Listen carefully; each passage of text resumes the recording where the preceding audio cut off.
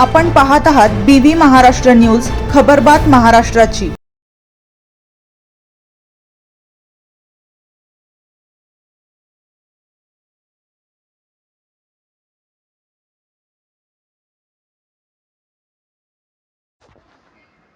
सटाणा दोधेश्वर आश्रमशाळेत 1ली ते 10वी साठी प्रवेश प्रक्रिया सुरू। आधुनिक सुविधांसह गुणवत्तापूर्ण शिक्षणाची संधी। ग्रामीण आणि आदिवासी भागातील विद्यार्थ्यांना दर्जेदार व आधुनिक शिक्षण मिळावे या उद्देशाने कळवण प्रकल्प अंतर्गत कार्यरत असलेल्या शासकीय माध्यमिक आश्रमशाळा दोधेश्वर येथे शैक्षणिक वर्ष 2026-27 साठी इयत्ता 1ली ते 10वी पर्यंत प्रवेश प्रक्रियेला सुरुवात झाली आहे। प्रकल्प अधिकारी कश्मीरा संखे यांच्या मार्गदर्शनाखाली ही शाळा विद्यार्थ्यांच्या सर्वांगीण विकासासाठी कटिबद्ध आहे। शाळेने ग्रामीण भागातील विद्यार्थ्यांसाठी अत्याधुनिक शैक्षणिक वातावरण तयार केले आहे। शाळेतील काही प्रमुख सोयीसुविधा खालीलप्रमाणे: आधुनिक शिक्षण, डिजिटल क्लासरूम, प्रत्येक वर्गात टीव्ही व इंटरनेटची सुविधा, संगणक कक्ष आणि ज्ञानवर्धक वाचनालय। कला व क्रीडा, विद्यार्थ्यांच्या शारीरिक व कलात्मक विकासासाठी प्रशस्त क्रीडांगण आणि चित्रकलेसाठी स्वतंत्र कला दालन उपलब्ध। निवासी सोयी, विद्यार्थ्यांच्या राहण्यासाठी प्रशस्त आश्रम व्यवस्था, गरम पाण्याची सोय आणि शुद्ध पिण्यासाठी वॉटर फिल्टरची व्यवस्था। शैक्षणिक आणि स्पर्धा परीक्षांवर विशेष भर।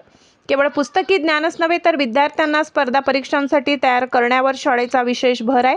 स्पर्धा परीक्षा, पुढारी, टॅलेंट सर्च, शिष्यवृत्ती, नवोदय, आदर्श आश्रमशाळा प्रवेशासाठी मार्गदर्शन, JEE आणि नीट तयारी। इयत्ता 9वी व 10वीच्या विद्यार्थ्यांसाठी अभियांत्रिकी आणि वैद्यकीय प्रवेश परीक्षांची विशेष तयारी करून घेतली जाते। विद्यार्थ्यांना मिळणारे लाभ, शासकीय योजनांचा लाभ थेट विद्यार्थ्यांपर्यंत पोहोचला जावा यामध्ये खालील बाबींचा समावेश आहे: आर्थिक सहाय्य DBT अंतर्गत थेट खात्यात लाभ, साहित्य वितरण, मोफत पाठ्यपुस्तके, गणवेश, क्रीडा उपक्रमासाठी स्पोर्ट ड्रेस आणि निवासी विद्यार्थ्यांसाठी नाईट ड्रेस यांचे मोफत वाटप करण्यात येते। शाळेत अनुभवी आणि तज्ज्ञ शिक्षकांचे मार्गदर्शन उपलब्ध असल्याने विद्यार्थ्यांचा सर्वांगीण विकास साधला जात आहे। आपल्या पाल्यांच्या उज्ज्वल भविष्यासाठी या सुवर्ण संधीचा लाभ घ्यावा असे आवाहन शाळा प्रशासनाच्या वतीने करण्यात आले। BV न्यूज महाराष्ट्रासाठी सहसंपादक अशोक शिंदे। ही कोरपड वनस्पती आहे। ही वनस्पती अतिशय थंड असते। कुठं जखम झाली तर तिचा गीर काढतात आणि तो आपल्या जखमेवर लावतात।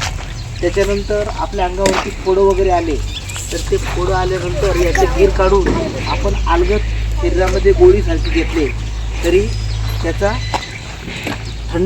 शरीर थंड होतं आणि जखम चांगली होती, कोरडी होती।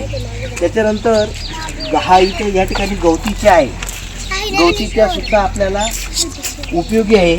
आपण चहामध्ये वापर करतो त्याचा, तो सुद्धा चांगला आहे आरोग्याच्या दृष्टीने। त्याच्यानंतर हे जे झाड आहे, हे झाड ओळखता का तुम्ही? कशाचं झाड आहे? कढीपत्ता आहे।